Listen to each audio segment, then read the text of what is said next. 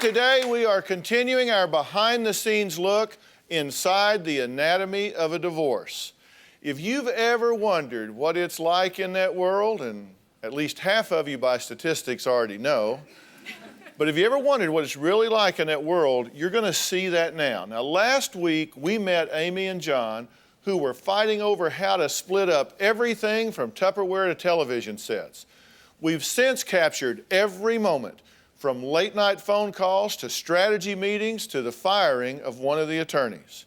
Let's take a look at where we last left off with John and Amy, whose divorce is anything but civil. Take a look. The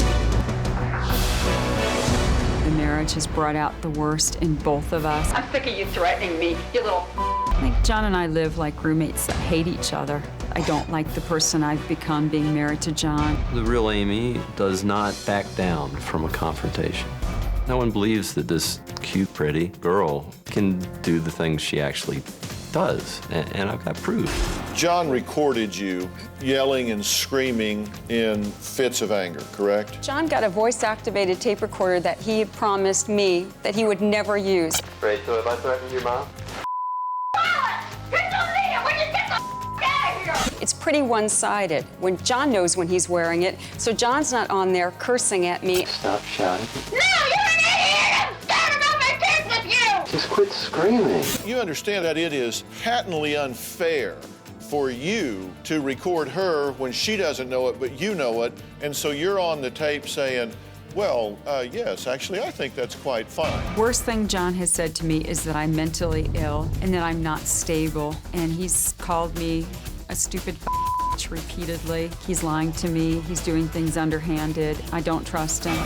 Amy just starts screaming and cussing, and the kids hear all of it. You take them into work and you show them a picture of a website, some guy that I've never met, and tell the kids I have a boyfriend.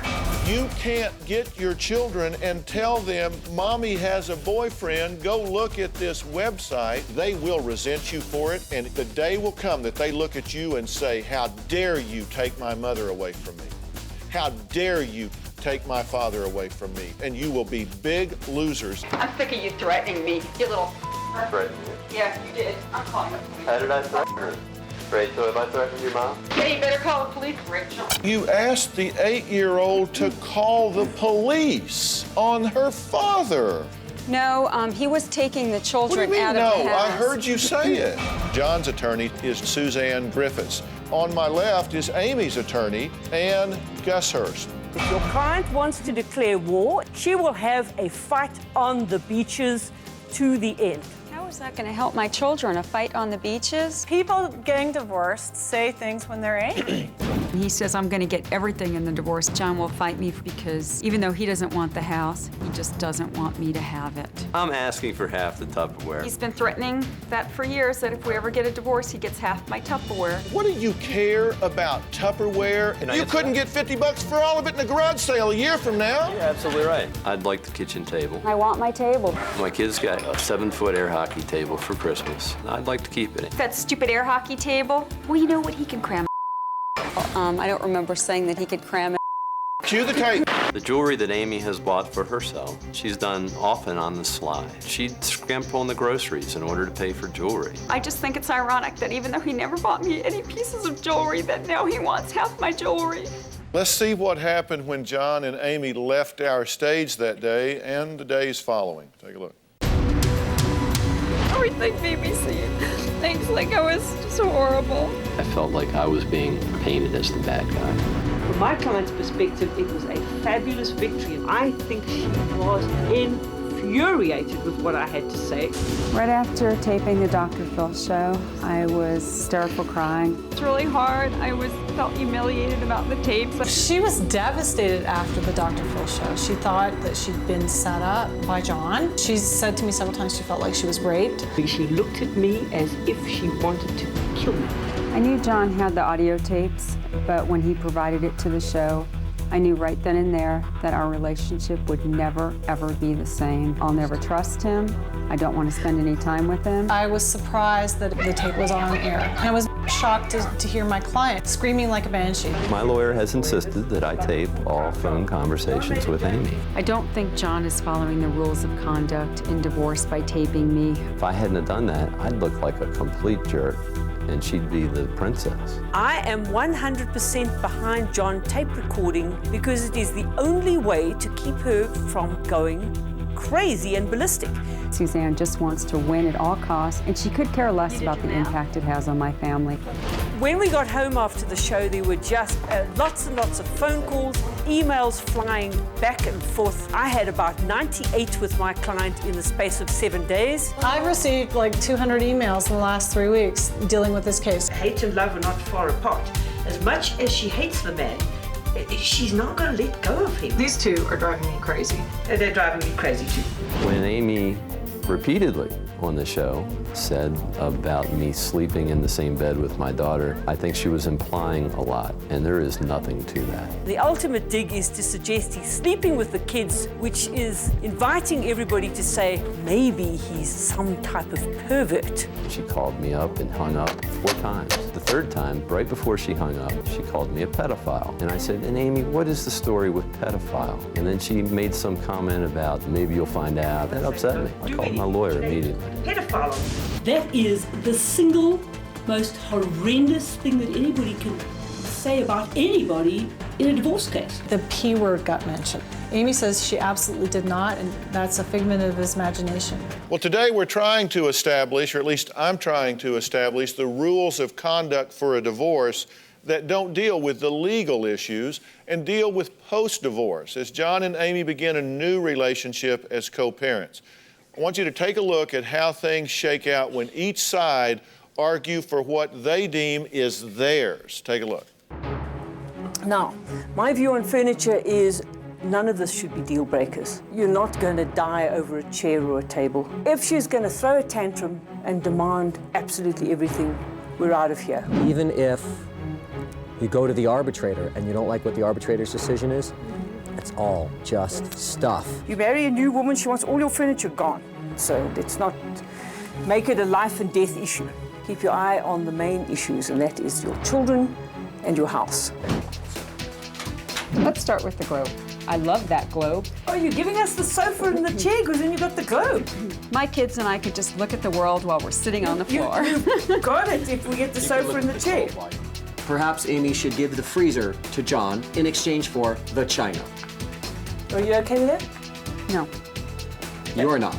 No, I'm not. Because I just think I bought it, and I bought the freezer as well. The Sony TV. Oh my heavens, that is just going to be the end of the world. John is not giving it up. You know, Okay, then wait, I will hold on, I will- Suzanne. It's not your life, it's their lives and it's their stuff. Okay, he can have one hamper if I can have the leather couch and the chair. He can have the hamper in Rachel's room. Chair if you don't give him the table. So, the hamper. Suzanne, it's not your decision. It is going to be our decision. I represent John, and he's given me very clear instructions as to what he's willing to do and what he's not. Okay. And that is the voice-activated tape recorders. Oh. There's 2 of them. Okay, she in gets working one, order. and let me tell you, she can use it to record all his phone calls as long as she tells him in advance. I'm not the She type has to no do intention that. of doing I'm it. not petty and disgusting. I want it for my daughter's piano recital, Okay, Suzanne. enough of that. All right. John gets the lawnmower, Nope. and Amy gets the freezer, 2 clothes hampers, and the DVD player. Nope. You tell us what your deal is as far as you're concerned. I assume you want everything. I deserve everything. Out of the remaining items, 7 go to Amy, according to her, and 3 go to John, and Amy's are probably valued at 20 times what John's stuff. No, 60 times, No. Suzanne. 60 times, okay. Maybe Suzanne, that 80. kind of comment's No, but inappropriate. the digital camera was in exchange for the monitor. You said you want both. That Of won't course work. I want Well, both. that's not going to work.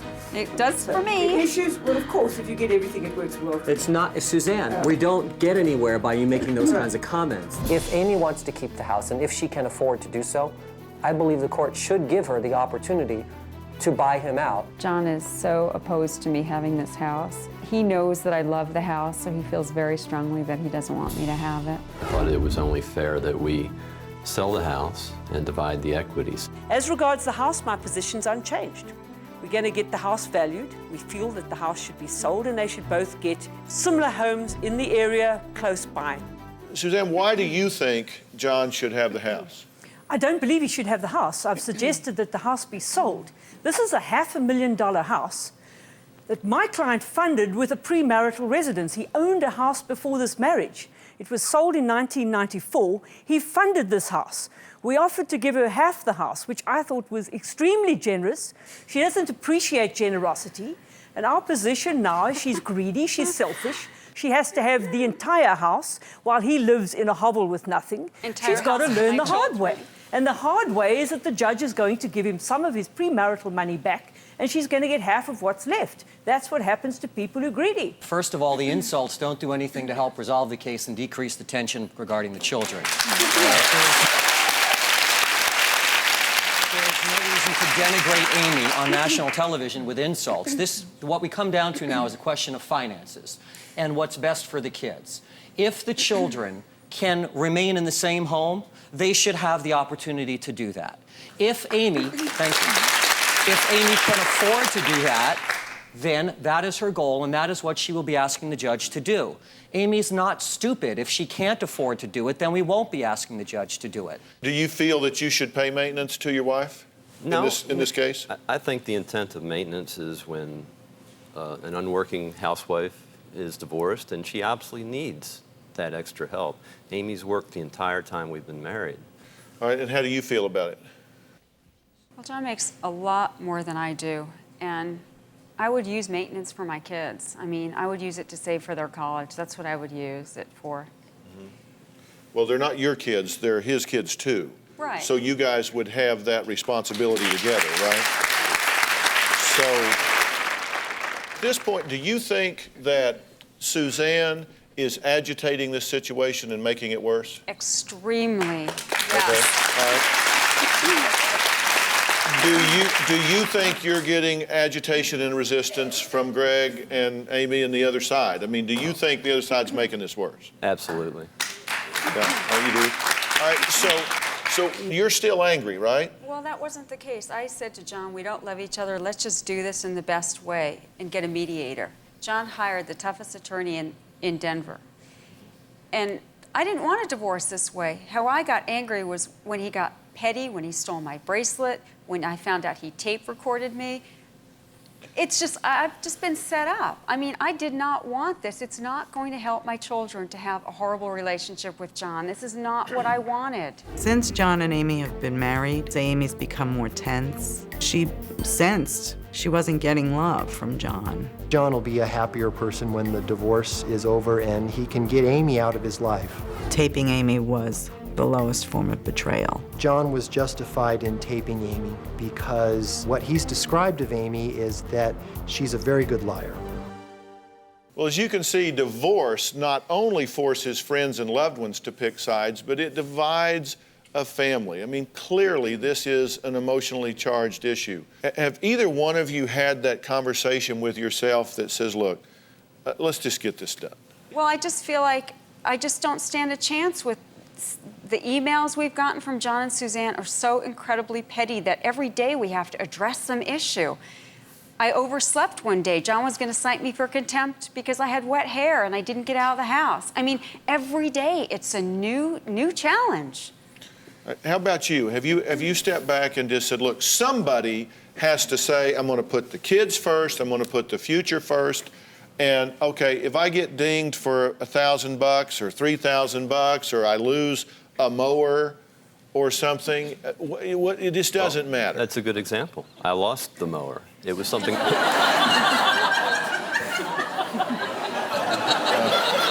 Well, that was a lawnmower given to me by my dad, and it was a big contention. I said, no, it's not worth arguing about. She got it. So yes, I did make that decision that you just said. Do you think that the two of you, do you think that your conduct has hurt the children? Of course. Isn't there a point at which everybody needs to say, you know what?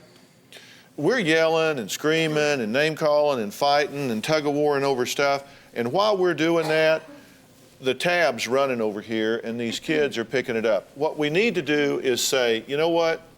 We got married. It didn't work. and I don't like what you did in this marriage, and I don't like what you did in this marriage, but you know what? That's over. Do you have a story or a question for me? Click the link in the description and tell me what in the world is going on.